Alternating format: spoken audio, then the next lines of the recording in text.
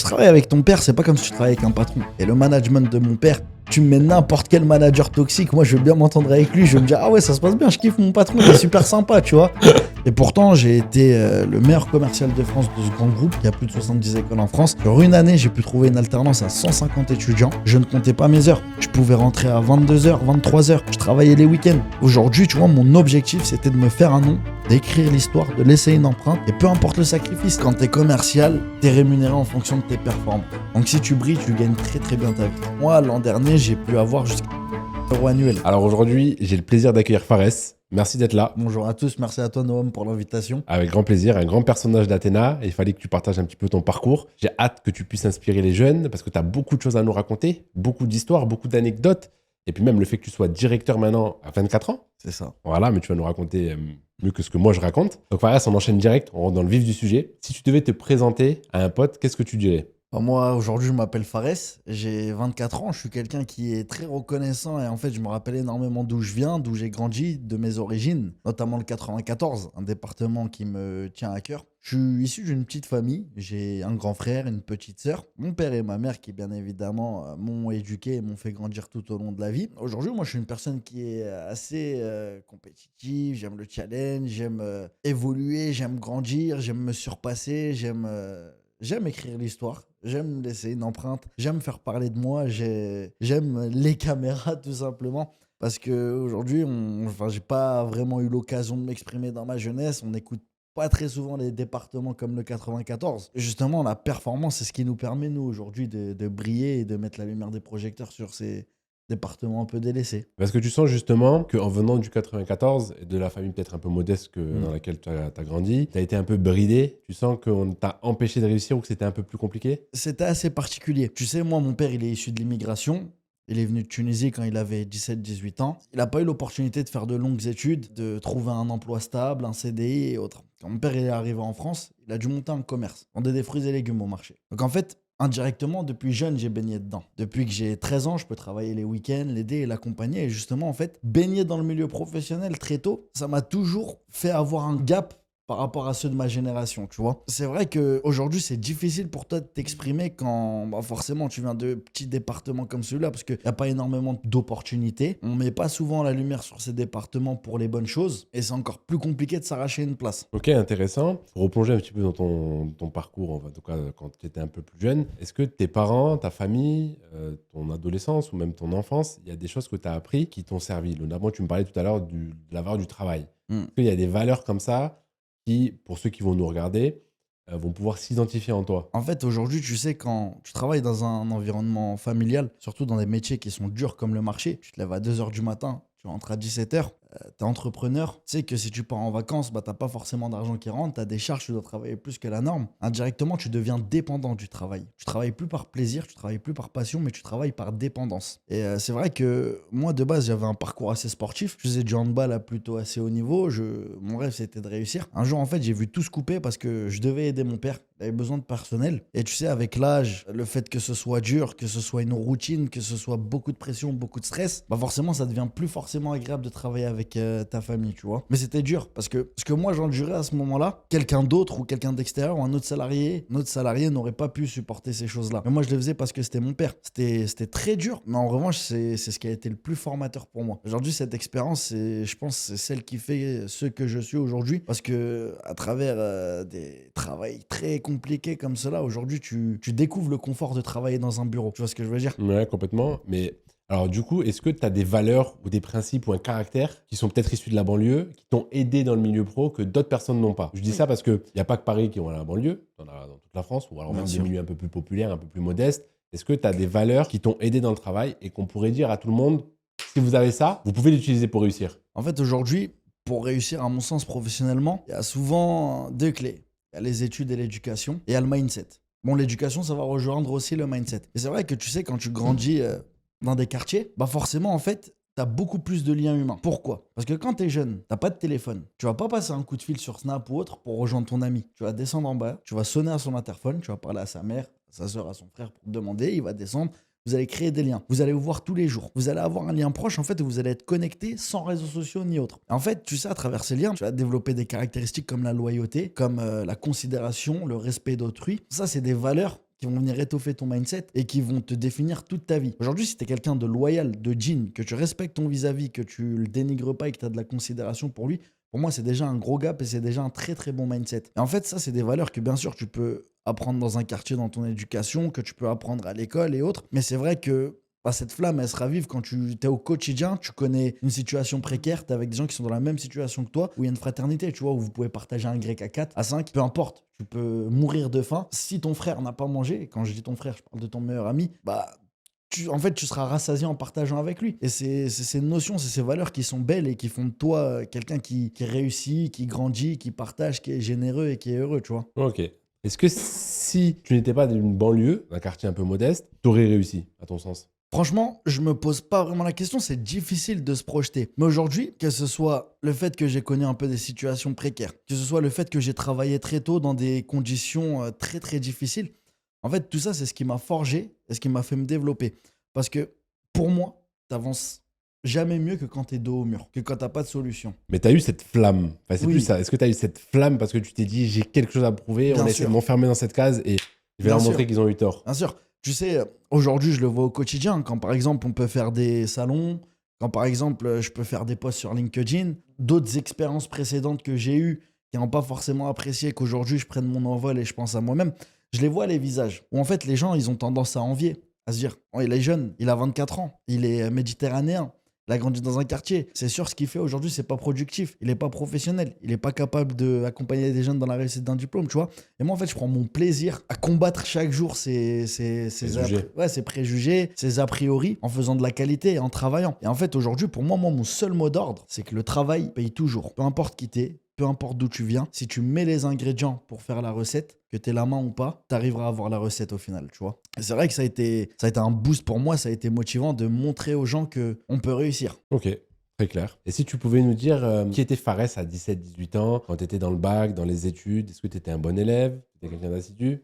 En fait, Fares, tu vois, je parle de moi à la troisième personne, ça me fait rire. C'est d'ailleurs une des premières fois dans ma vie que je le fais. Mais je dirais que, mon introspection, à 17, en fait, j'ai toujours eu des facilités à comprendre les cours. J'ai toujours eu de bonnes notes sans forcément beaucoup m'investir. Tu vois, aujourd'hui, mon expertise, c'est le commerce. Je suis un bon commercial. Et moi, j'estime que le bon commercial, c'est celui qui est fainéant. Pourquoi? Parce qu'il va bâtir des fondations solides, il va donner 2 fois plus au début, il va récolter, et en fait, par la suite, il va se reposer, mais il va continuer à récolter parce que le travail qu'il a mis au départ, il est impactant, tu vois. J'ai toujours été comme ça a toujours été mon mindset, que ce soit moi dans mes alternances auparavant, dans mon métier de tous les jours, dans ce que je fais aujourd'hui. En fait, dès le départ, je me donne à 5 milliards de pourcents pour avoir du luxe et du confort un peu par la suite. En études, j'étais plutôt un profil qui avait des facilités. J'aimais bien être au cœur de l'attention. J'étais un peu dissipé parce que j'ai pas le recul que j'avais aujourd'hui, tu vois. Mais j'ai toujours compris que les études, ça pouvait m'apporter quelque chose. Et quand j'étais plus jeune, je me cherchais. Je savais pas forcément quelle orientation je voulais avoir. Je faisais un peu de sport, je faisais de la musique, j'étais passionné par plein de choses. Je savais pas vraiment ce que je voulais faire. Et c'est plus ou moins ce pied que j'ai eu dans l'entreprise familiale, dans le commerce de mon père,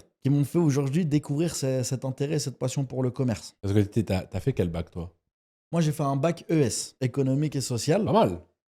Comment je me suis retrouvé dans ce bac-là? Je commençais une carrière de handball, donc je jouais à l'US Créteil Handball. Et en fait, je me suis dit que je vais m'investir à 100% dans le hand. Donc, j'ai plus le temps de me consacrer aux études. Et par facilité, moi, je devais aller en bac scientifique. Je me suis dit que forcément, en ES, on a moins besoin de réviser qu'en scientifique. Et finalement, c'est le contraire, parce que scientifique, les maths, c'est comme le sport, c'est des exercices. Quand tu as compris, tu peux le faire. Et en ES, forcément, tu as besoin de réviser, tu as besoin d'apprendre des cours, donc c'était un peu plus galère. J'ai fait un mauvais choix. Mais en fait, je commençais à suivre le chemin que mes parents me prédisaient et qu'ils voulaient pour moi. Que je fasse de grandes études, un bac prestigieux, des études supérieures prestigieux et autres.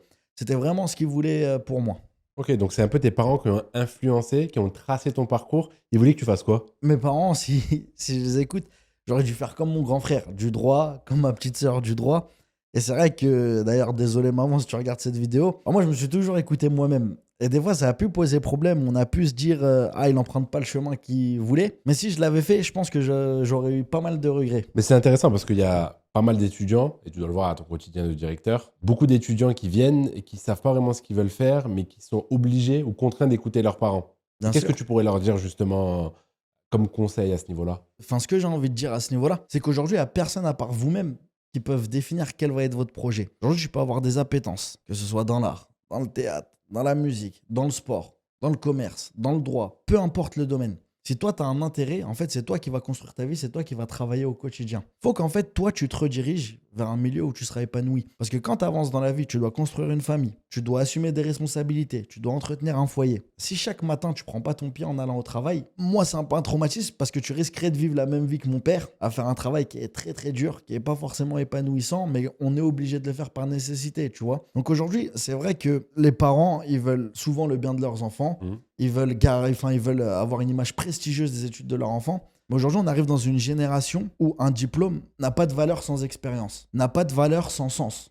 Si aujourd'hui, on ne sait pas ce qu'on veut faire et qu'on est dans un diplôme par dépit, ça va se sentir, c'est pas productif et au contraire, ça ralentit plus qu'autre chose. Ok, alors, donc là, vient la fin de ton bac, ES, tes parents t'ont tracé un parcours, veulent que tu ailles en droit. À ce moment-là, qu'est-ce qui se passe? Parce que toi, tu n'as pas envie d'aller en droit, j'imagine. J'ai pas envie d'aller en droit. Alors, qu'est-ce qui se passe? À ce moment-là, ce qui se passe, c'est que sur Parcoursup, je mets que des vœux en droit, mais après, je déserte. Je déserte et j'essaye de tenter le handball. Je fais croire à ma mère que j'ai une opportunité, que je veux jouer dans un grand club, que là-bas, il n'y a pas de fac de droit et autres. En fait, au dernier moment, j'arrive à m'accrocher une place en STAPS. Ok. Pourquoi? Parce que j'étais vraiment très axé handball. J'ai fait STAPS. Je te jure, Noam, je suis allé à 2 cours. J'ai fait ma pré-rentrée, un amphithéâtre l'après-midi. Je suis plus jamais retourné. Je suis plus jamais retourné. Et c'était marrant parce que c'était une époque drôle de ma vie. C'est que c'était la première fois qu'en fait j'en venais à me déscolariser, mais c'était la première fois que j'étais lâché dans la nature et que je commençais à découvrir qui est Fares. Je faisais croire à ma mère que j'allais en cours, mais en fait je restais dehors. C'est-à-dire que je sortais à 8h du matin avec un sac à dos pour dire maman, je vais aller en cours. Mais derrière, non, j'allais rejoindre des amis et on traînait toute la journée, tu vois. Et justement, c'est drôle avec du recul, mais tu vois, c'est ça qui m'a fait comprendre ce que je voulais faire. Parce que quand t'es dehors, c'est bien un temps. Au début, tu peux avoir un peu d'argent de côté, un peu d'argent de poche. Tu t'amuses, tu t'éclates, t'as pas de stress, t'as un loyer qui est pris en charge par tes parents. Tu vois, t'es jeune, t'es inconscient. Mais au bout d'un moment, quand tu fais le tour et que tu vois chacun prendre un tournant, bah toi, tu te retrouves tout seul. Et tu commences à te poser des questions. Tu te dis, lui, avec qui t'étais tous les jours, il a pensé à lui. Aujourd'hui, il se construit, il travaille. Et toi, tu fais quoi? Ta mère, elle pense que t'es en amphithéâtre, alors que non, t'es dehors, t'attends que la MJCL ouvre. Tu vas à la boulangerie à 10h pour avoir un sandwich, une canette. Tu vois, c'est une petite routine, c'est pas intéressant. Tu te construis pas et tu perds plus de temps qu'autre chose. Et c'est justement quand j'ai fait le tour à ce niveau-là que je me suis dit, en fait, qu'est-ce que j'aime? Qu'est-ce que je dois faire? Est-ce que je dois reprendre les études? Est-ce que je dois travailler? Qu'est-ce que je vais faire? En fait, moi, je me fie aujourd'hui à des amis que j'ai eus. On a tous eu le bac en même temps. On devait tous s'inscrire dans la même école. Au final, il y en a un qui est parti travailler à Rungis. Au final, il y en a un qui est parti travailler à l'aéroport. Il y a moi qui ai arrêté l'école momentanément. Mais un an après m'être déscolarisé, j'ai repris les études, tu vois. Pourquoi? Parce que je commençais à travailler au marché avec mon père à plein temps. Je voulais fructifier le temps que je gaspillais dehors à ne rien faire et l'investir dans de bonnes choses. Et là, je me suis mis vraiment en temps plein avec mon père. D'ailleurs, il y a une très très grosse époque, le Covid, qui a fait en sorte que je me suis un peu révélé. Et c'est ça qui a beaucoup influencé ma poursuite d'études et ma reprise d'études. Je te disais tout à l'heure, mon père, il travaille par nécessité. Moi, je l'ai aidé par nécessité parce qu'on est dans le besoin, parce qu'on assume nos charges, tu vois. Donc là, t'arrêtes STAPS, pars travailler full time avec temps plein avec ton père. C'est ça. Ok. Et le Covid tombe. Et le Covid tombe, ok. Covid, on est dans une première ère, on découvre, on ne sait pas forcément ce que c'est. Et logiquement, on apprend que les marchés, on n'a plus le droit de sortir. Confinement. Les marchés sont fermés. Derrière, il y a des charges. Il y a des loyers qui continuent de tomber. Il n'y a pas d'argent qui rentre. Et en fait, tout à l'heure, je te disais, c'est quand tu es dos au mur que tu rebondis. J'ai eu un éclair de génie. Moi, j'ai toujours été un geek. Je jouais à Dofus, League of Legends, l'ordinateur. D'ailleurs, si j'étais très bon en anglais, c'était grâce aux jeux sur lesquels je jouais, tu vois. Et j'avais des petites connaissances informatiques. Et tu vois, mon père, il m'a dit, Fares, écoute, là, c'est difficile. Essaye d'être perspicace. Essaye de rebondir. Faut qu'on fasse quelque chose. On a besoin de faire rentrer de l'argent. Donc moi, je commence, je réfléchis. Je me dis, qu'est-ce qu'on peut faire? Bon, ok. Je vois, on peut faire des attestations professionnelles pour sortir. Je m'en fais une. Je dépose un flyer chez tous les clients de mon père. Parce que tu vois, mon père, il travaille dans un marché local d'une commune. Les clients, on les connaît. On les a déjà livrés. On a déjà aidé la personne âgée à apporter la cagette de fruits jusqu'à chez elle, tu vois. On les connaît, on sait où ils habitent. J'ai imprimé un max de flyers. Je suis parti déposer avec un lien. Ce lien, il conduisait à un tableau Excel. En fait, à 20 ans, je crois, j'avais créé un bon de commande sur Excel où tu mettais carottes, prix, quantité, total. La dame qui recevait le flyer, qui voulait se faire livrer ses fruits et légumes, bah mettait 2 kilos de carottes, ça faisait un calcul fois le prix, tu avais le total. En fait, nous, on recevait la commande. En fait, j'ai commencé à développer l'entreprise de mon père dans ce sens-là, où de base, on était juste des commerçants dans des marchés à faire du bruit et à attirer les clients. Là, on a vraiment eu un service où j'ai eu l'impression de fonder Amazon, tu vois. J'ai créé un bon de commande, j'ai fait de la prospection. Derrière, on a triplé le chiffre d'affaires, on a cartonné, on était les premiers à le faire, on a fait de la livraison. Mon père, il était là dans sa chambre froide, il préparait les commandes. Carrément, ça m'a fait rire parce que j'ai embauché mes amis pour qu'ils fassent livreur et autres. Je me suis dit, ah oui, tout ce que je fais, c'est beau. Je me suis renseigné parce que tu vois, tout ce que je faisais, moi, je savais pas ce que c'était que la prospection, je savais pas ce que c'était que le démarchage, je savais pas ce que c'était un CRM. Je l'ai fait à l'instinct. Je me suis dit, ce que j'ai fait là, j'aimerais bien étudier à ce sujet. Donc j'ai commencé à m'intéresser, à poser des questions, à faire différents cabinets d'orientation où j'ai juste raconté mon expérience et je demandais qu'est-ce qu'il me fallait comme étude. Alors pourquoi, si tout se passe bien, que tu arrives à tripler la livraison avec ton père, que tu prends un nouveau tournant, que tu es en train de construire peut-être le futur Amazon, Mm. pourquoi tu dis je vais continuer les études? À quoi ça te sert? Pourquoi je me dis je vais continuer les études? Parce que moi aujourd'hui, mon père, il a sacrifié pour nous. Il a sacrifié de sa santé, il a sacrifié de son temps, il a sacrifié de sa forme, il a sacrifié de son énergie à faire un métier qui est très très dur. Il faut être très très courageux. Aujourd'hui, tu vois, moi, je me vois plus me lever à 2h du matin et rentrer à 17h et travailler 7 jours sur 7. Et ne pas partir en vacances ou autre, tu vois. Mon père, en fait, ce sacrifice, il l'a fait pour que justement, nous, on ait le confort de pouvoir faire des études, d'avoir un CDI, une stabilité, d'avoir des revenus fixes mensuellement pour pouvoir s'engager dans la vie et se construire, tu vois. Et en fait, je me voyais pas, bien sûr, aujourd'hui, si je me dis, je pourrais reprendre l'activité de mon père, je pourrais innover et autres, mais ça m'intéresse pas parce que ça a vraiment créé un traumatisme quand je vois toute l'énergie et Mm. tout ce que ça a pu faire à mon père, tu vois. C'était pas le chemin que je voulais emprunter. Mais justement, je voulais moderniser tout ça et je voulais dire, papa, aujourd'hui, tu m'as transmis quelque chose. Tu m'as transmis cette passion et ce don pour le commerce. Je me suis dit, je vais étudier dans ce domaine-là et je vais découvrir un nouveau Fares et je vais tracer ma propre voie. Ok, donc là, tu vas voir la conseillère d'orientation, tu lui expliques ton parcours, qu'est-ce qu'elle te dit? Elle me dit, il faut que tu fasses un BTS NDRC. Ok. C'est rare de nos jours, parce que les conseillères d'orientation, généralement, Ouais, non, bien sûr. elles en rendent pas trop, quoi. Non, bien sûr. Elle me dit, il faut que tu fasses un BTS NDRC. Donc, moi, je me renseigne et autres. J'annonce la nouvelle à ma mère. Maman, je vais reprendre les études. Elle est contente. Je dis, je vais faire un BTS NDRC. Et tu vois, ma mère, direct, elle sait pas ce que c'est. Elle a un a priori. Elle a une idée construite en tête. J'écoute, maman, fais-moi confiance. J'ai trouvé ma voie. Je vais y aller. Elle m'a dit, bon, ok, je te fais confiance. Je suis parti m'inscrire dans un CFA. Un CFA qui était le CFA 94 à Saint-Maur. D'ailleurs, ça a été une grosse étape de ma vie parce que, franchement, j'ai vécu pas mal de choses. Et je pense que cette expérience que j'ai eue là-bas, c'est ce qui fait ce que je suis aujourd'hui également. Je suis parti m'inscrire et en fait, c'était que de l'alternance. Pourquoi? Parce que j'avais pas les moyens pour me payer des études en initiale. En fait, aujourd'hui, moi, je suis pas un profil qui est scolaire. C'est le comble. Pourtant, je suis directeur. Mais je suis pas un profil qui est scolaire dans le sens où je me vois pas, tu vois, apprendre le commerce 35 heures par semaine en étant juste assis. Pour moi, aujourd'hui, le commerce, c'est comme le sport. Aujourd'hui, si tu veux faire un tour du monde, tu vas prendre une balle, tu vas la jeter, tu vas jongler, tu vas essayer de maîtriser le geste technique. Tu vas pas ouvrir un bouquin, apprendre la théorie. Bien sûr, la théorie, je néglige pas, ça a son importance. Mais pour exceller et maîtriser le geste parfaitement, tu es obligé de le pratiquer. Et au début, tu vas rater. Au début, tu vas y arriver presque. Il y a des moments où tu vas y arriver. Et il y a des moments où tu vas le maîtriser parfaitement. Mais tout ça, ça va passer par de la répétition et de l'entraînement. Le commerce, c'est pareil. Aujourd'hui, je voulais être commercial, je voulais faire de la prospection, je voulais me manger des râteaux. Donc, je me suis dit, je vais faire de l'alternance. C'était obligatoire pour moi. Ok, et comment ça se passe alors ta recherche d'alternance? Parce que tu arrives dans le milieu, tu sais pas comment ça se passe, tu n'as pas les codes. Comment tu arrives à se dire, ok, c'est cette entreprise-là qui m'intéresse, je vais déposer un CV, tu savais peut-être même pas ce que c'était un CV. Mais grave. Franchement, au début, j'étais un peu perdu. Tu sais, c'est vrai que je sortais un peu de tout ça. Je me disais, bon, maintenant, il faut avoir une posture professionnelle et autres. Moi, j'ai toujours été passionné par le théâtre. Donc, j'arrivais à me mettre dans la peau de personnage. Et j'arrivais à me mettre dans la peau du professionnel, mais sans être professionnel. Et c'est vrai qu'au début, ça a été très, très compliqué. Et je suis parti chercher du confort. Au début, j'étais comme BH. Hein. Je me faisais recal par tout le monde. Je trouvais pas d'alternance. Je suis parti dans des groupes sur Facebook, dans des groupes sur LinkedIn. Je suis parti au marché, je parlais avec les clients à mon père. Voilà, j'exposais ma situation. Je suis en galère, je ne trouve pas d'alternance, comment je peux faire? Et c'est là où en fait j'ai vu un élan de solidarité où il y a beaucoup de gens qui se sont regroupés autour de moi et qui m'ont donné des conseils. Ok Fares, faut que tu fasses un CV. Fares, faut que tu t'achètes une chemise et un pantalon à pince. Fares, faut que tu t'achètes des tartaudins au pied, tu vois. Fares, faut que tu t'apprennes à réciter un pitch. Faut que tu apprennes à te présenter. J'ai travaillé. Je me rappelle, j'ai fait des rencontres à ce moment-là. Des rencontres sur différents groupes Facebook où quand je décrochais un entretien d'embauche, on m'appelait pendant 2-3 heures pour préparer un entretien d'embauche. C'était la première fois de ma vie que j'en passais, tu te rends compte? Tu vois, justement, tout ça, petit à petit, c'est venu remplir et renforcer ma passion pour la transmission. Parce que j'ai vu des gens le faire bénévolement juste pour aider et transmettre. Ça, c'est des choses que j'oublierai jamais de ma vie.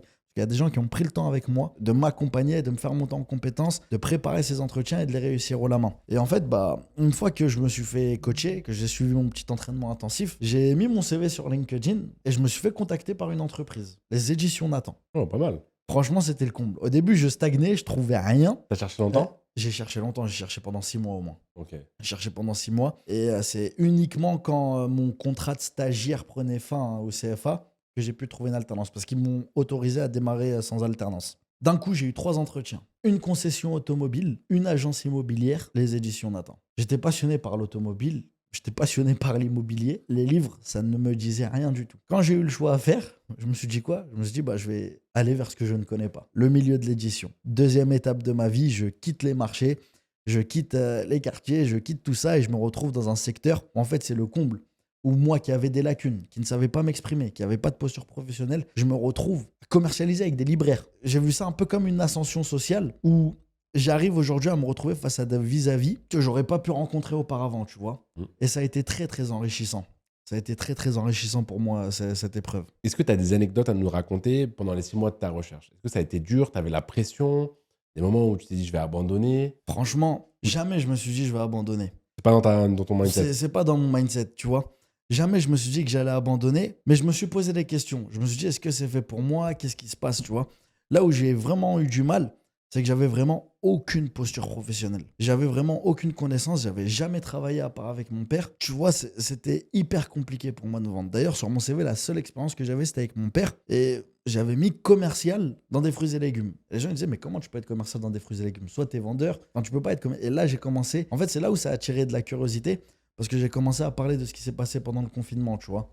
Mais c'est vrai que, tu sais, quand t'es jeune, j'ai pas eu la chance, tu sais, d'avoir des parents qui ont travaillé en France et qui m'éduquent au code professionnel, tu vois. C'est pour ça qu'aujourd'hui aussi, dans mon métier de directeur, c'est vraiment ma conviction principale. Je sais que dans le 94, il y a plusieurs jeunes qui ont pu vivre ce que j'ai vécu, qui n'ont pas forcément été éduqués au code professionnel parce qu'ils n'ont pas des parents qui ont travaillé en France. Et ces jeunes-là, en fait, j'ai pas envie qu'ils vivent les mêmes choses que moi. J'ai pas envie qu'on les abandonne et qu'on les laisse sur le carreau. J'ai vraiment envie de se dire, il a une motivation, il a du potentiel, on va travailler avec lui comme on a travaillé avec moi, comme on m'a aidé. Et c'est ça qui a permis ce que je suis aujourd'hui. Peut-être que nous, ce qu'on va faire avec eux, c'est ce qui va les faire avancer et grandir dans leur vie. Donc ça a été, franchement, cette recherche d'alternance, ça a été très très dur, mais c'est vraiment tombé du jour au lendemain, au moment où je m'y attendais le moins et j'en ai été très fier. Ça a été vraiment une chance. Donc en fait, tu as envie de rendre l'appareil. Ouais.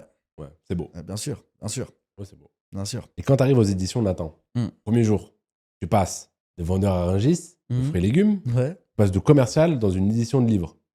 Franchement, incroyable. En plus, tu sais, c'est un grand groupe. Le seul bagage que j'avais, c'est que tu sais, au marché, j'ai développé une compétence. Le fait d'être caméléon. Pourquoi? Parce qu'aujourd'hui, quand tu fais différents marchés, tu as plusieurs types de clients. Tu as les clients qui viennent un peu des quartiers populaires, tu as les clients plutôt aisés, tu as l'entre-deux. Et tu sais, dans la journée, tu peux voir 1000, 1500, 500 personnes. Tu vois, entre 500, 1000, 1500 personnes. Tu dois adapter ton langage en fonction du client que tu vas avoir. Et en fait, tout ce volume, c'est ça qui a renforcé et qui m'a donné quand même un petit peu de bagage pour arriver dans ce milieu-là. Et en fait, j'ai dû abandonner ma casquette un peu plus familière. J'ai dû vraiment me focus sur la posture professionnelle. Aujourd'hui, mes clients, c'est des gens qui gagnent pas forcément leur vie quand on est libraire. C'est un métier de passion. C'est un métier qu'on fait parce qu'on est passionné. On veut ancrer les bienfaits de la lecture aux gens, on conseille. Tu sais qu'aujourd'hui, quand tu vas chez le libraire, tu sais que tu peux acheter tes livres sur Amazon et autres, mais quand tu vas chez le libraire, c'est parce que tu veux voir ton libraire, tu veux qu'il te conseille, tu veux qu'il te parle des derniers ouvrages qui sont sortis et tu veux qu'il te conseille, tu vois. Aujourd'hui, quand tu te retrouves face à ce type de client, il faut que tu ailles dans leur sens. Donc c'est pareil, je me suis entraîné pour pouvoir m'entretenir avec ce type de client. J'ai regardé des pièces de théâtre, j'ai regardé des films sur l'écriture, j'ai fait beaucoup de lectures. Vraiment, en fait, je me suis redécouvert parce que je me suis intéressé à des choses sur lesquelles j'aurais jamais pensé prêter un regard un jour, tu vois. Parce que là, si je comprends bien, c'est que tu travailles dans une maison d'édition, tu n'as jamais lu un livre. Qui est leader en plus sur le marché. Leader. Ouais. Donc tu n'as peut-être jamais ouvert un bouquin, tu n'as jamais fait d'études, tu as travaillé à Rungis. T'avais pas la boule au ventre le premier jour? Franchement, j'avais la boule au ventre. Mais franchement, j'avais peur un peu. J'avais peur d'être stigmatisé et autres. Mais après, j'ai été très, très bien intégré par la RH à ce moment-là qui s'appelle Zoura Zabi et qui est celle qui m'a donné ma chance et qui, pour moi, c'est elle qui a créé ma carrière professionnelle. Qui a posé la première pierre. Franchement, tu sais, t'arrives, t'as des appréhensions. Tu te dis, est-ce qu'on va te voir comme un voyou? Est-ce qu'on va te voir comme quelqu'un qui est là, mais on va rompre sa période d'essai, tu vois? T'as plusieurs appréhensions. Donc, en fait, je me suis vraiment mis dans un personnage où je sortais de mon naturel pour essayer de m'intégrer. Hyper drôle, hein, petite anecdote. Je me rappelle, moi, le premier jour où je voulais commencer, je voulais aller avec un t-shirt Kenzo et un tigre et un jean troué. Mon grand frère, qui avait un peu plus d'expérience pour moi et à que je remercie d'ailleurs, il m'a emmené à Zara. Il m'a acheté un pantalon à pince il m'a acheté une chemise et il m'a acheté une paire de mocassins. Et il m'a dit, demain, c'est ton premier jour, tu vas y aller comme ça. Donc, tu sais, moi, je me redécouvre un peu. Je me dis, ah ouais, je suis un peu italien, tout ça, tu vois, j'aime beaucoup. Je me regarde dans la glace, j'aime beaucoup. Et je me dis, bon, bah, finalement. Et premier jour, quand j'arrive, on me complimente sur ma tenue. On dit, ah, les alternants, ils s'habillent bien maintenant. Ça m'a fait extrêmement plaisir. Je peux te dire que j'ai acheté 5 fois la même tenue dans toutes les couleurs différentes. J'ai quand même eu la chance d'avoir une équipe bienveillante qui avait la considération pour les alternants. Et en fait, cette expérience, pour moi, ça a été vraiment que de la montée en compétences. Alors, qu'est-ce qui te file comme mission en premier temps? Parce que là, ils peuvent pas te faire confiance au début. Bien sûr. Toi, tu connais pas forcément le milieu. Comment ça se passe les premiers jours, les premières semaines? J'ai été le premier alternant au sein des éditions Nathan. Oh, C'était une création de poste. Pourquoi? Parce que aujourd'hui, les différents clients, c'est des hypermarchés, grandes surfaces et des librairies. Et tu sais, ces gros clients, en fait, tu as des commerciaux terrain, des chefs de secteur qui vont se déplacer, qui ont leur portefeuille, qui ont leur rendez-vous, leurs libraires et leurs clients habituels et qui vendent, tu vois. Mais il va rester en fait une minorité de librairies qui, eux, ne génèrent pas énormément de chiffre d'affaires et qui ne rentabilisent pas une visite.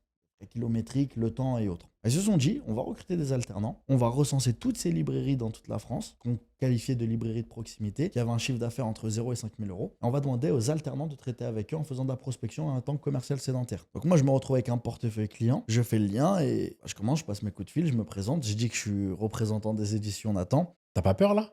Premier appel, t'as pas peur? Premier appel, j'ai hyper peur. Et je me rappelle toute ma vie, j'ai mon tuteur qui est en face de moi. Et La pression. la chance que j'ai eue, c'est que les éditions Nathan, c'est quand même un grand groupe c'est un groupe de renommée. Donc forcément, dans toutes les librairies, il y a du Nathan. Ok. Moi, je dois vendre des promotions, un présentoir de 100 exemplaires de cahiers de vacances et autres. C'est des produits qui fonctionnent. Premier appel, je te jure que je savais, je comprenais même pas mon discours. Je lisais juste l'argumentaire que j'avais appris la veille par cœur. Premier appel, je le récite et la dame me dit, ah oui, effectivement, ah bah ça tombe bien, je voulais commander un cahier de vacances. Incroyable. Premier appel. Et tu sais, moi, je comprends même pas, je comprends toujours pas. Mais je vois mon tuteur, il me fait, ouais, c'est bien, tu vois. Et franchement, ça m'a apporté une confiance où par la suite, en expérimentant, tu sais, tu rates 1, 2, 3 appels, mais sur du volume, tu fais les choses, enfin, t'arrives à quand même obtenir du résultat. Est-ce qu'il y a quelque chose que tu imaginais qui était complètement différent dans la réalité ou pas? Non, au contraire, j'ai vraiment été rassuré. Surpris dans le bon sens. Pourquoi non? Parce que tu sais, quand tu travailles avec ton père, c'est ton père. C'est lui qui t'a éduqué. Tu vois ce que je veux dire? Quand tu travailles avec ton père, c'est pas comme si tu travaillais avec un patron. Et le management de mon père, je peux te dire Tu peux rien lui qu'aujourd'hui, dire. tu me mets n'importe quel manager toxique. Moi, je veux bien m'entendre avec lui. Je veux me dire, ah ouais, ça se passe bien, je kiffe mon patron, il est super sympa, tu vois, par rapport à ce que j'ai vécu. Et c'est pour ça que je le remercie d'ailleurs. Parce que c'est cette difficulté qui m'a permis aujourd'hui d'accepter tout ce qui peut se passer autour de moi, tu vois. On dit merci à Papa de Fares alors. Merci, papa.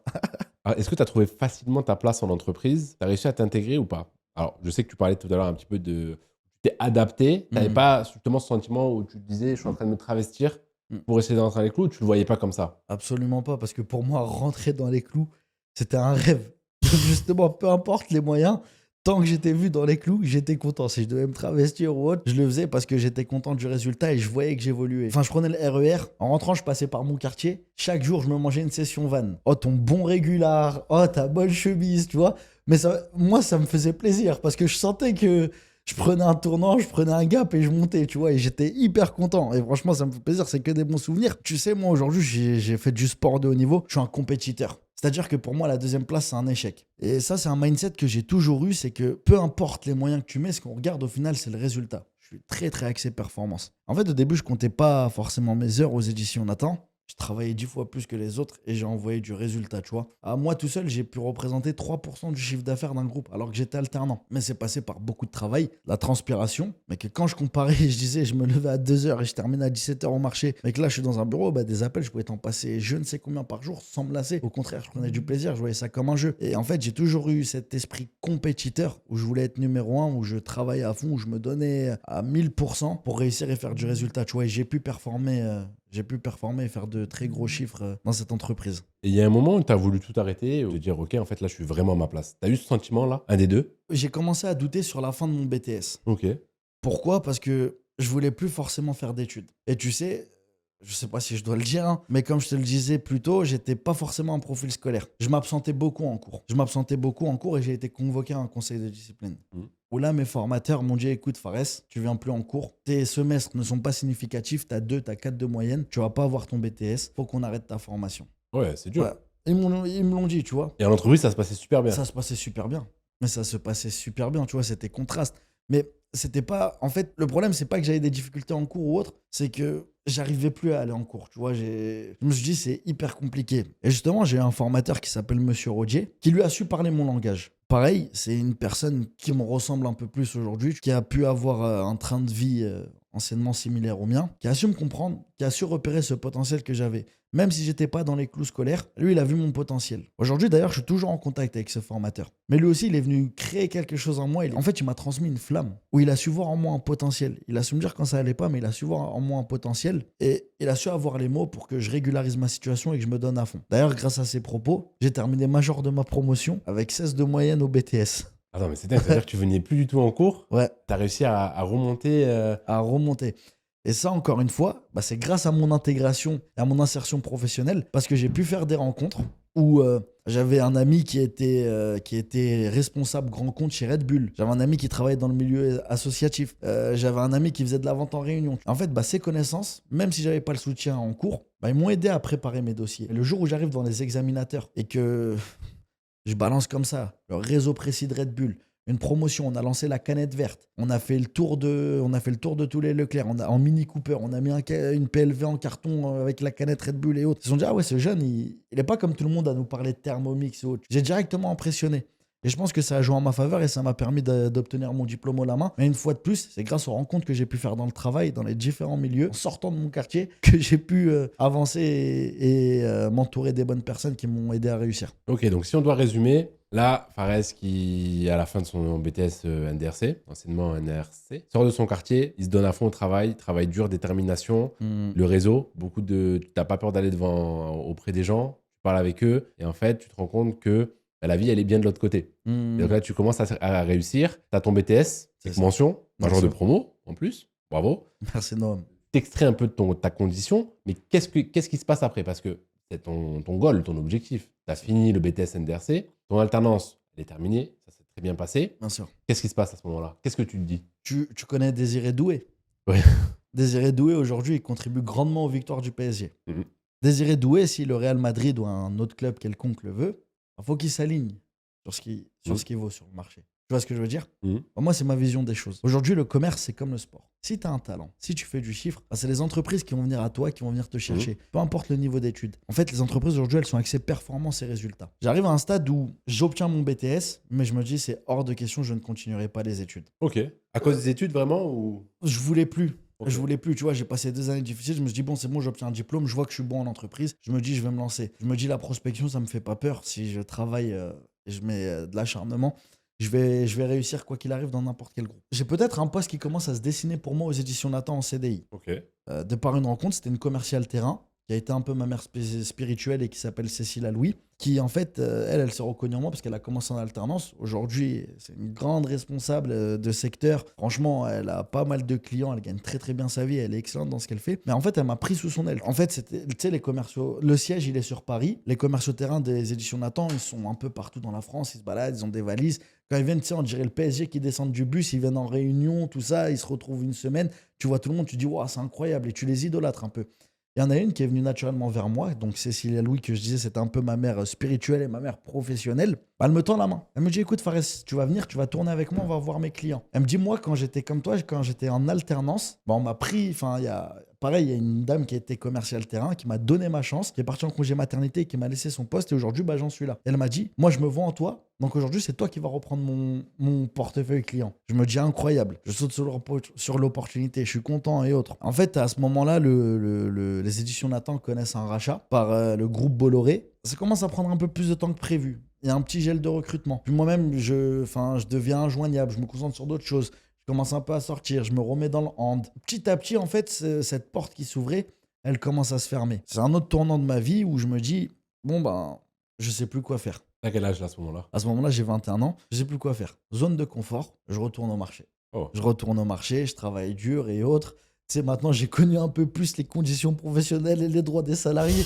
Donc, je commence un peu à me rebeller contre papa. Je dis, non, ça, c'est pas correct, t'as pas le droit, tu vois. Mais j'aide mon père, j'aide mon père. Et en fait, le marché, je me rends compte que ça me suffit plus, que j'ai besoin de voir autre chose. Je signe dans un club de hand en National 3 de Joinville-le-Pont. En fait, je leur exprime tout simplement mon souhait de trouver un travail. Et en fait, il y avait une bénévole du club qui était CPE dans un collège qui me dit, bah écoute, Fares, viens, tu vas travailler sur le métier de surveillant. Je me dis, pourquoi pas? Je passe l'entretien, je le réussis haut la main. Et en fait, je me retrouve pendant 1 an à être en mi-temps surveillant et à travailler en marché. Et je combinais les deux. Je me réveillais à 2 heures. J'installais avec mon père. À 7 heures, j'étais à la grille de l'école et je vérifiais les carnets des étudiants. Mais parce que il fallait que je me construise, tu vois. Ouais. Il fallait que je me construise, il fallait que j'avance, il fallait que je trouve ma voie. J'ai vu ça un peu comme un échec. Parce que je me suis dit, bon, bah, j'ai fait des études, mais aujourd'hui, je retombe dans ma zone de confort. Mais j'étais constamment dans la recherche d'une opportunité qui était faite pour moi. Sur ce métier de surveillant, j'en tombe amoureux. J'en tombe amoureux, pourquoi? Parce que j'ai des antécédents où on m'a accompagné, on m'a coaché, les gens m'ont tendu la main, j'ai eu des formateurs qui m'ont accompagné, qui m'ont pas laissé. En fait, quand je suis arrivé surveillant, je me suis dit, bon, bah, tous ces jeunes-là, je vais les aider, je vais les faire grandir comment on m'a fait grandir, je vais les faire réussir, je vais les faire rêver, je vais les inspirer.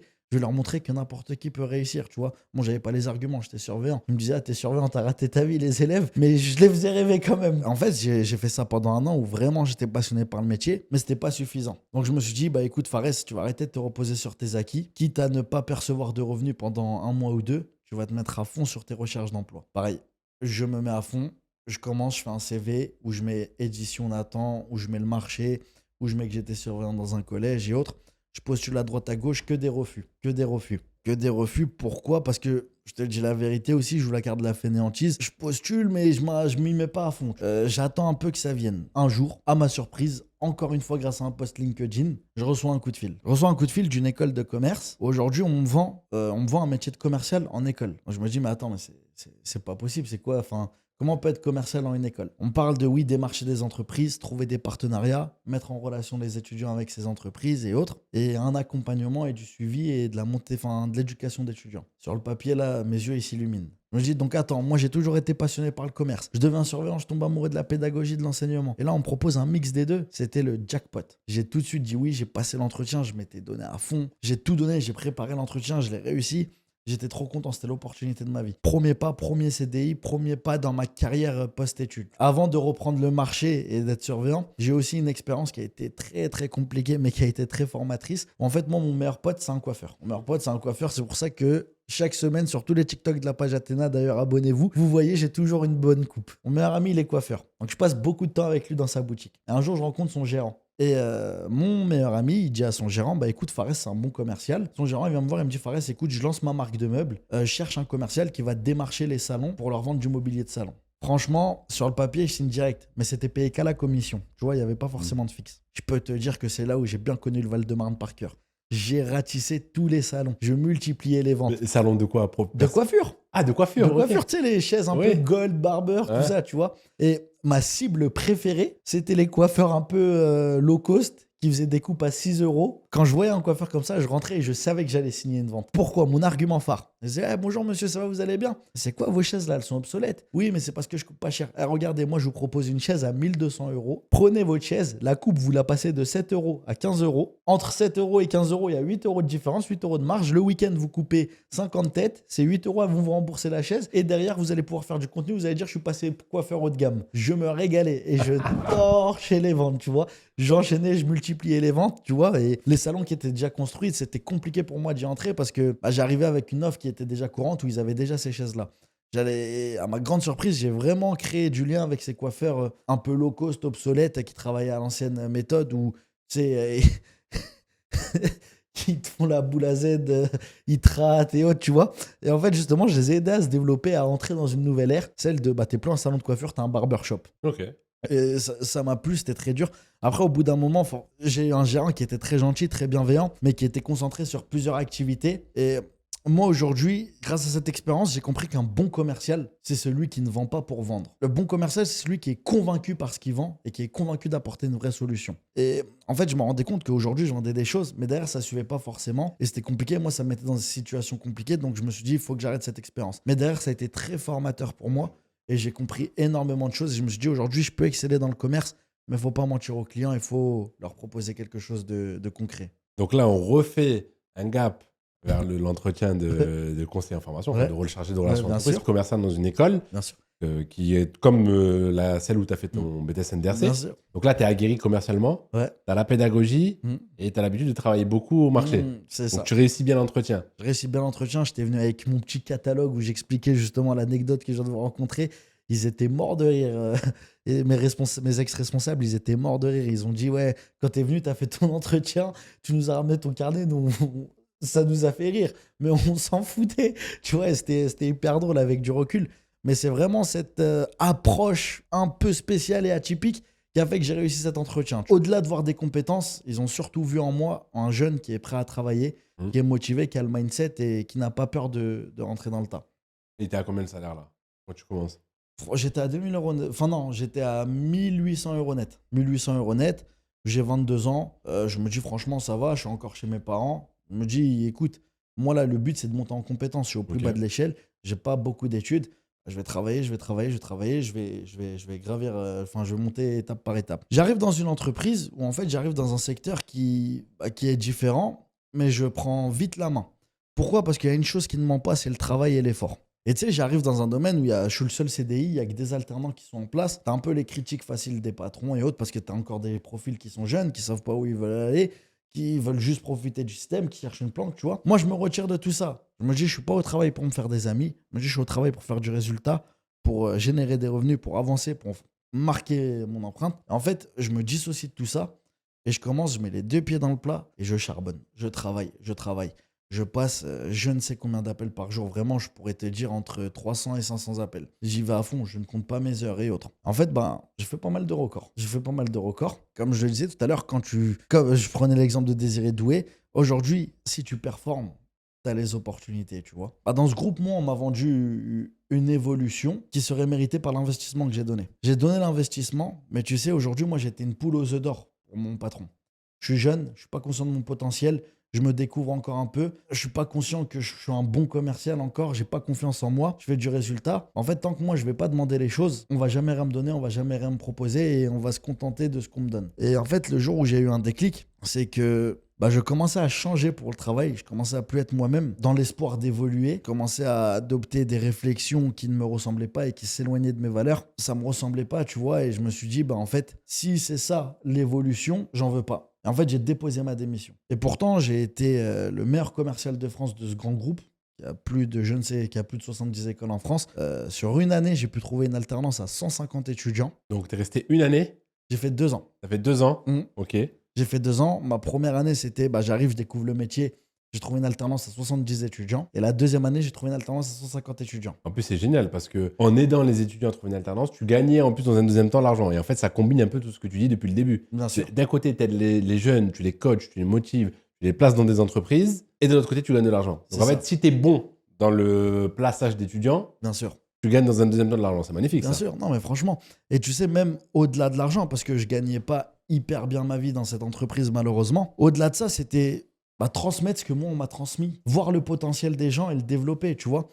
Je te jure qu'aujourd'hui, il y a des jeunes qui sont sortis des entreprises que je leur avais trouvées quand j'étais dans ce CFA. Aujourd'hui, ils ont trouvé un CDI dans cette entreprise, ils se sont mariés, ils commencent à construire une vie de famille, à être dépendants. Et ils vont se dire, ouais, c'est Fares qui m'a trouvé l'alternance, même si je fais pas ça pour ça, mais tu vois, c'est beau. Tu as aidé les gens à se lancer. Et moi, aujourd'hui, c'est ça qui me passionne, c'est ça qui me nourrit, c'est ces histoires-là que je veux créer à Noam, tu vois. Ok, donc première année, 70 contrats. C'est ça. Deuxième année, 150. 150. Donc tu bats plus de 300 personnes alors que tu viens de nulle part. Bien sûr. T'as rien, t'as pas de background, t'as juste peut-être un BTS, contrairement aux autres personnes qui ont des masters, des Bien sûr, bien expériences. sûr. Là, forcément, je pense que tous les projecteurs sont sur toi. Et comme on dit, il n'y a que le résultat qui parle. Bien sûr. Mais tu décides quand même de poser ta démission parce que tu as de l'ambition derrière, tu as envie de plus. Je pose ma démission parce que je ne m'y retrouve plus déjà en termes de valeur. Je ne me retrouve plus aussi en termes de poste. Aujourd'hui, je vois que j'excelle, j'ai fait le tour, qu'à moi seul, je fais les résultats de plusieurs campus différents. Et je me dis, en fait, aujourd'hui, je ne suis pas à la place que je mérite. J'entends aussi qu'on me propose des opportunités, des ouvertures de campus, mais que derrière, mes responsables, ils peuvent me mettre des bâtons dans les roues. Je ne sais pas si c'est vrai ou si c'est faux, mais en tout cas, on m'a proposé des opportunités qui ne m'ont pas été présentées à moi directement et qui m'ont été cachées. Je me dis, en fait, aujourd'hui, tout ce que je fais, il n'y a pas vraiment de reconnaissance. Aujourd'hui, on veut juste manger ce que j'apporte, mais moi, on s'en moque de ce qui se retrouve en face de moi, tu vois. T'as l'impression que c'est la carotte, quoi. C'est ça. Je suis un peu déçu. Je pose ma démission à contre-cœur et je me dis que je suis perdu. Mais une fois de plus, je me dis, les chiffres parlent. Aujourd'hui, j'ai fait du chiffre. Je peux pas moi, changer mes valeurs et me travestir pour une entreprise, surtout si c'est moi qui contribue à la réussite de cette entreprise. Donc je pose ma démission. Ils comprennent pas forcément, ils essayent un peu de comprendre ce qu'il en est. Et à cette époque, tu vois, je connais pas encore Athena Business School. Je me dis vraiment, bon, ben, tant pis, j'ai découvert un milieu qui me plaît, mais malheureusement, j'étais peut-être pas au bon endroit. Je prends un gros risque, je pose ma démission. Ok, tu pars du principe, tu te dis, c'est pas l'école, c'est pas le CFA, le Mm. problème, c'est pas le métier, le problème, c'est l'école plutôt. C'est ça. Avec du recul, tu vois, je me dis, c'était peut-être pas l'école, je me disais, c'était peut-être le monde salarial. J'étais triste. Quand je donne tout, parce qu'aujourd'hui, ce résultat que j'ai fait, il n'a pas été fait parce que je suis meilleur commercial que d'autres, hein. Aujourd'hui, je te jure que j'ai encore des lacunes, que je suis constamment dans l'évolution, que j'ai plein d'axes d'amélioration et que je cherche tous les jours à me renforcer. En fait, ce qui est venu justifier ce résultat, c'était le travail que j'y mettais. Je ne comptais pas mes heures. Je pouvais rentrer à 22h, 23h. Je travaillais les week-ends. Aujourd'hui, tu vois, mon objectif, c'était de me faire un nom, d'écrire l'histoire, de laisser une empreinte et d'être quelqu'un. Et peu importe le sacrifice, j'ai trouvé une passion, j'ai trouvé un métier qui me plaît, je voulais que réussir. Peu importe le sacrifice. Quand j'ai battu ce record de ces 150 contrats, je te jure que c'est l'une des plus belles choses qui sont arrivées dans ma vie. C'est pour ça, tu sais, aujourd'hui, on dit beaucoup, Fares, il a le syndrome du prouveur. Fares, c'est quelqu'un qui fait du bruit. Fares, c'est quelqu'un qui n'a pas d'humilité. En fait, moi, vraiment, pour creuser et te délivrer une de mes failles, Noam, je peux te dire que j'ai pas confiance en moi. Et que justement, tous ces posts, tous ces pics, toute cette harne que je vais envoyer, c'est pour me rassurer moi-même. Et pour me challenger constamment et pour me dire, bon, j'ai parlé, il faut que j'assume. Et des fois, je sais que ça va être dur à assumer, mais il va falloir que j'aille jusqu'à la fin de mes propos. En fait, tout ce que je vais mettre en place, ça va venir pour moi me conforter. En revanche, derrière, je sais que je vais travailler plus que la norme. J'ai pas le meilleur argumentaire, j'ai pas les meilleurs propos, j'ai pas la meilleure posture. Mais une chose qu'on ne peut pas m'enlever, c'est que j'ai pas peur de travailler plus que les autres. C'est-à-dire que quand les autres ils vont en vacances, moi j'ai pas peur de rester plus et de travailler. Quand les autres, eux, ils sont dans leur vie de famille, moi j'ai de la chance, tu vois, je suis pas encore dans ça. J'ai pas peur de sacrifier de mon temps personnel pour performer. Aujourd'hui, la réussite peut nécessiter des sacrifices et autres. Chacun décide du chemin qu'il va emprunter. Si j'avais pas fait ces sacrifices-là, j'en serais pas où je suis aujourd'hui. Donc c'est pour ça qu'aujourd'hui, je regrette rien et que je me dis, justement, j'ai 24 ans, j'ai encore la vie devant moi, je l'espère. Je suis prêt à me sacrifier encore 10 fois plus. L'idée, c'est de grandir, de ne pas forcément s'arrêter, de ne pas se contenter de ses acquis et d'avancer, d'avancer, d'avancer. Très beau, très beau. J'espère que ce message inspirera la jeunesse, hein. Donc tu quittes ton emploi. Comment tu arrives à ce poste-là de directeur? Monsieur Mouetto Jérémy. D'ailleurs, c'est hyper marrant. De près ou de loin, avec Switch, Jérémy, il était plus ou moins dans la formation. Et tu sais qu'un jour, il a appelé l'ancien CFA où je travaillais et je l'ai entendu balancer un argumentaire. Je ne savais pas qui c'était, hein. Mais je me suis dit, ce mec, j'aimerais trop bosser avec lui. Il avait une bienveillance, il avait une énergie au téléphone qui m'a touché alors que je savais pas à quoi il ressemblait, je savais pas qui il était. Juste en fait, les propos qu'il avait, l'harmonie, sa tonalité, sa façon de parler, j'ai senti une gentillesse, j'ai senti une pureté. Du coup, en fait, Jérémy, en parallèle, il monte Athéna avec toi, Champa et Arthur. Et il me parle d'Athena Business School. Et, il entend que je suis sur le marché.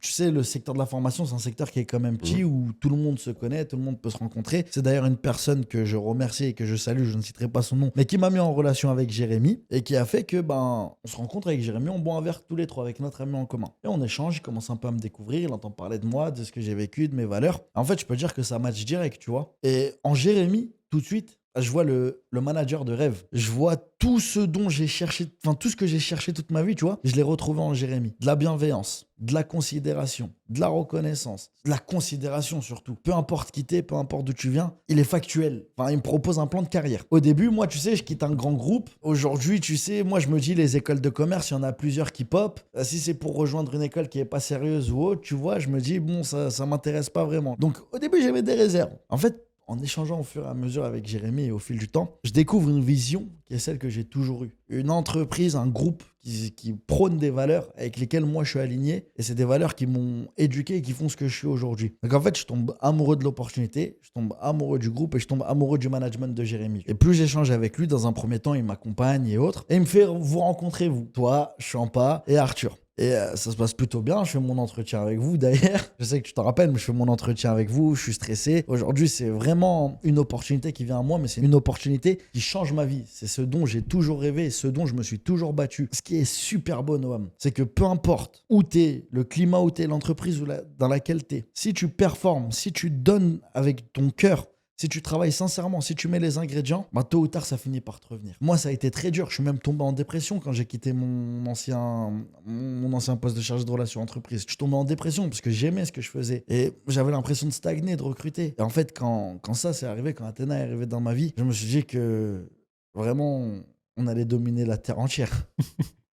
Et tu penses que Jérémy t'a recruté pourquoi d'après toi? Est-ce Tu penses qu'il est vraiment resté factuel sur tes compétences et c'est ça que tu as apprécié du coup? Tu sais, bien sûr, Parce que quand. tu n'avais jamais fait ça, tu Ouais, n'as jamais été directeur. bien sûr. Mais tu vois, c'était très clair. Il avait un plan de carrière pour moi qui était tout tracé. Où dans un premier temps, j'arrivais directeur adjoint pour qu'il me forme et que je me détache un peu de la partie commerciale, mais que j'observe un peu sa gestion et autres pour que 7 8 mois plus tard, je prends pleinement le poste de directeur. C'était Et, parfait. et le salaire était aligné Le ou salaire était justement aligné. où tu as commencé peut-être plus bas et après tu as augmenté en faisant tes preuves ou c'est ce que... Franchement, ça a été très clair. Et d'ailleurs, je vous en remercie pour ça. Aujourd'hui, quand on m'a proposé un poste de directeur en formation, on m'a directement donné le salaire d'un directeur. On m'a directement donné les avantages d'un directeur. Et on m'a dit en plus que si je faisais mes preuves, bah ça pouvait augmenter. Donc forcément, moi, quand j'arrive, je me dis c'est du pain béni. Je me dis, mais eux, ils sont pas prêts. Tu vois, je me dis, je vais tout prendre, tu vois. Et c'était formidable et c'était beau parce que aujourd'hui, si je ne compte pas mes heures à Athéna, je me dis pas que je suis un bénévole. Je suis très content de le faire parce que je sais que vous avez l'œil et vous avez la reconnaissance qui va être attribuée et que vous allez prendre en considération tout ce qu'on fait. Parce qu'on est ensemble. Tout ce que vous avez mis en place, c'est minaire. Des comités d'entreprise, des avantages.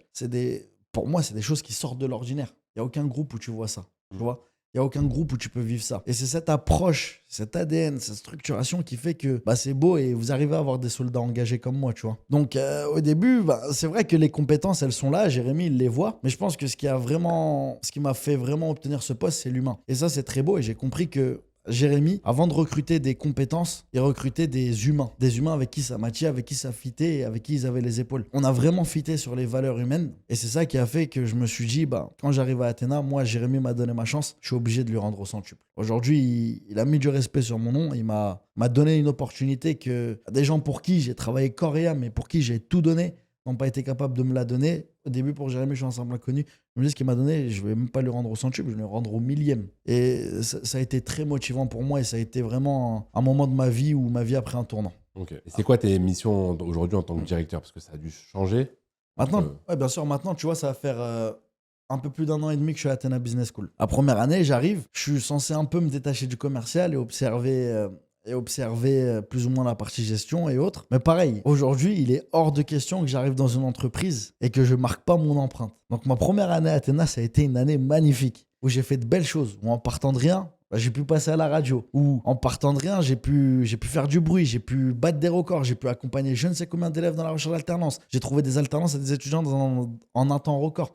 Mais quand je suis arrivé à Athéna, je me suis dit, aujourd'hui, moi, j'ai un passif. Je peux pas arriver et dire, bon, bah, j'ai trouvé une planque et je veux juste profiter du système. Ils m'ont donné ma chance, je vais leur rendre au centuple. Et j'ai travaillé très, très, très, très dur. Franchement, je me suis donné à fond. Et derrière, j'ai obtenu cette place de meilleur conseiller en formation de France. Et ça a été beau parce qu'en plus de ça, j'étais avec Florent, à qui je fais un gros big up et qui est conseiller en formation dans mon centre. C'est la première fois où je suis avec un concurrent, entre guillemets, où en fait, il y a que de la bienveillance. Où ben, moi, je vais passer la première, Florent, il va me rejoindre, je vais repasser la deuxième, bah, il va passer la deuxième. Et en fait, on s'est poussé, on s'est tiré naturellement vers le haut. Et c'est là où moi, j'ai pu finir premier et Florent deuxième. Et ça a envoyé un message fort. Et j'en suis fier d'envoyer ce message. C'est qu'en fait, dans mon centre, dans mon école, on a l'élite. On est exigeant, mais on est bienveillant, on forme à l'excellence. Et aujourd'hui, moi, avec mon expérience, si quelqu'un a le bon mindset, je peux faire en sorte que ce soit un top scorer, un performeur. Sur ça, j'ai aucun souci. Il faut juste qu'il ait la bonne volonté.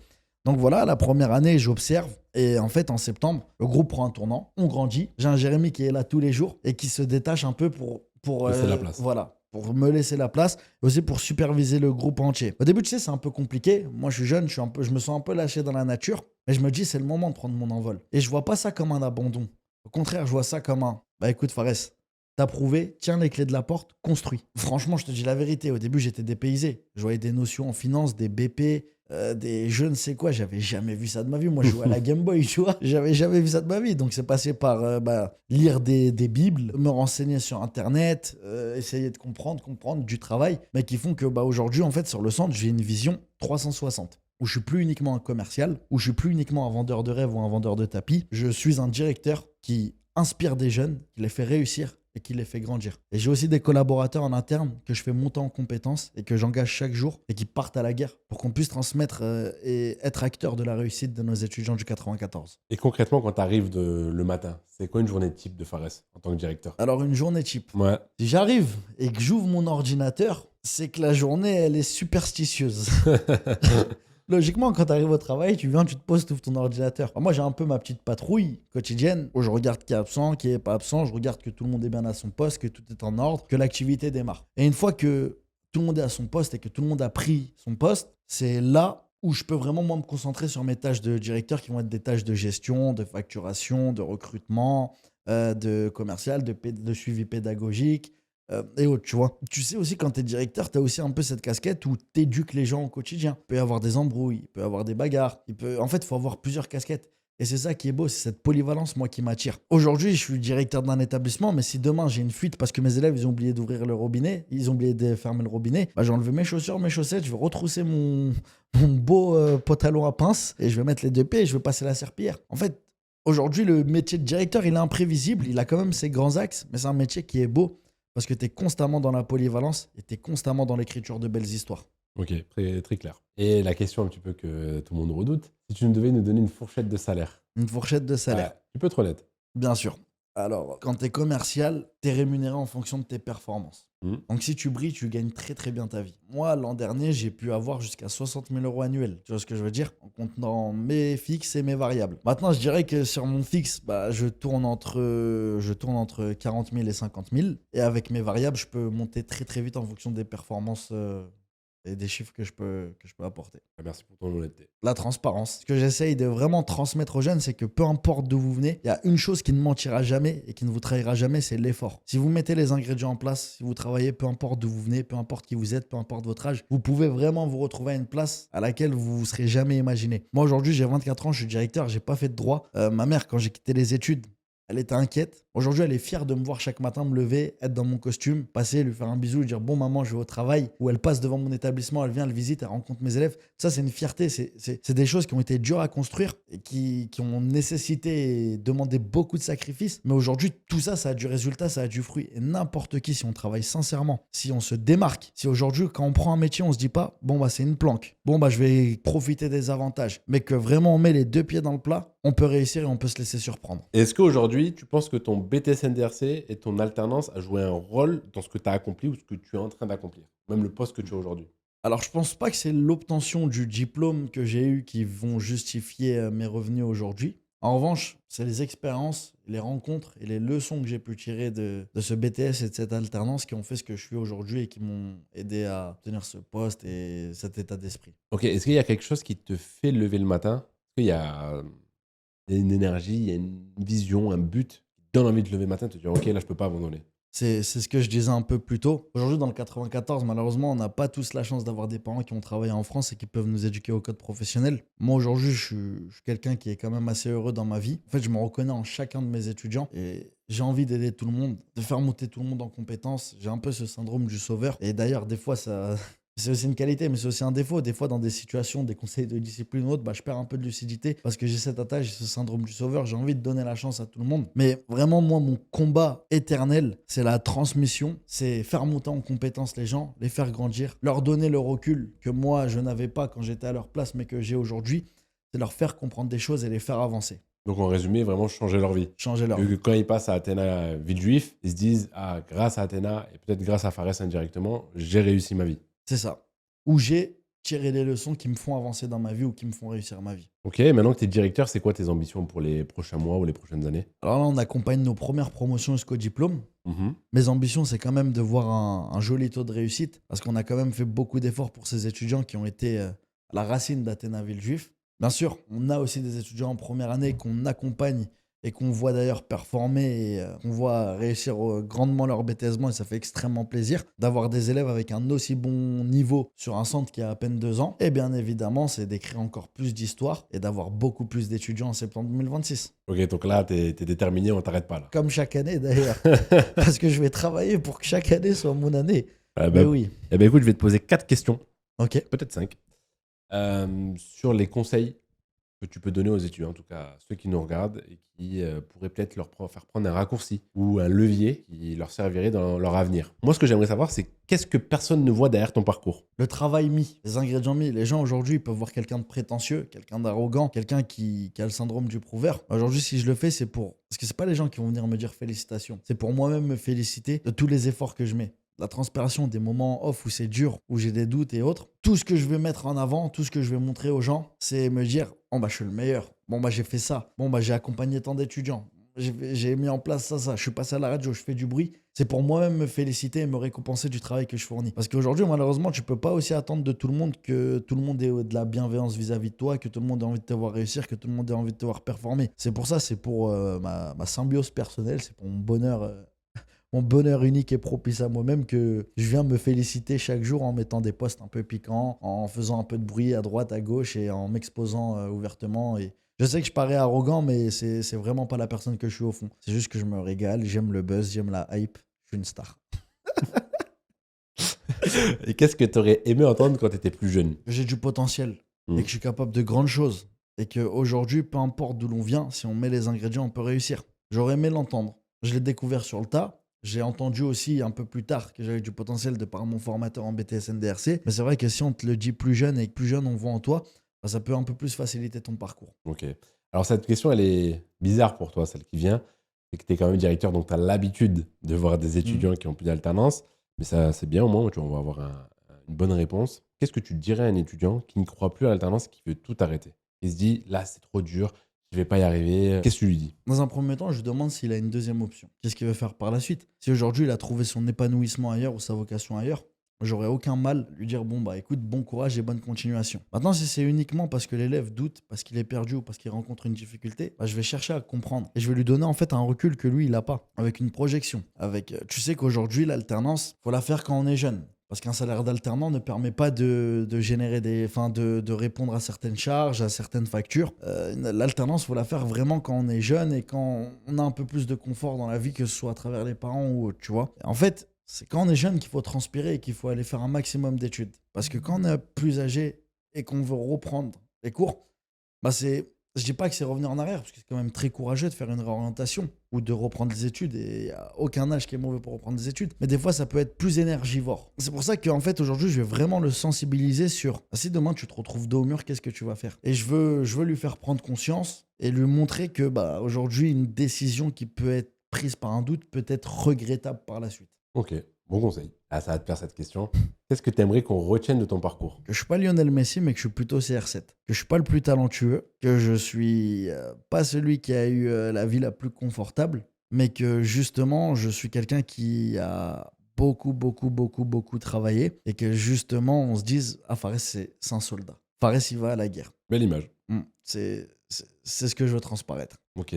Et si tu avais là, donc la dernière question, si tu avais un jeune en face de toi, de 18 ans, qui s'apprête à faire les marchés à Rungis, qu'est-ce que tu lui dirais s'il était un peu paumé? Je lui dirais bon courage. Je lui dirais pas d'arrêter. Ok.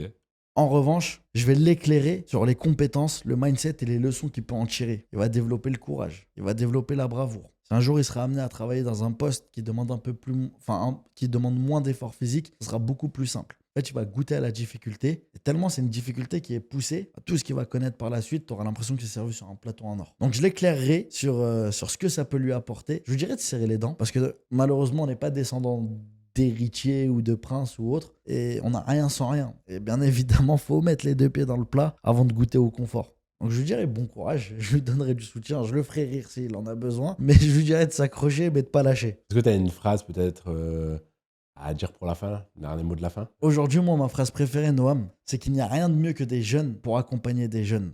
Aujourd'hui, on arrive à parler le même langage que nos étudiants, bien sûr, tout en ayant une barrière professionnelle, parce qu'on n'est pas non plus leurs amis. Aujourd'hui, pour moi, ça peut mener que à la réussite, parce qu'ils vont se reconnaître en nous, ils vont se projeter en nous, on va les inspirer et on va leur donner de l'accessibilité à leurs rêves. Ils vont se projeter, ils vont se dire si lui, il a réussi, potentiellement, nous aussi, on peut le faire. Bah, écoute, merci beaucoup pour cette dernière phrase inspirante. Merci d'être venu pour le podcast Hors Parcours, qui est 100% authentique, qui raconte des chemins différents. Merci Fares d'être venu. Merci à toi, Noam. Et écoute, on va te suivre de très près. Avec grand plaisir. À la prochaine. Merci, Ciao. Noam. Ciao.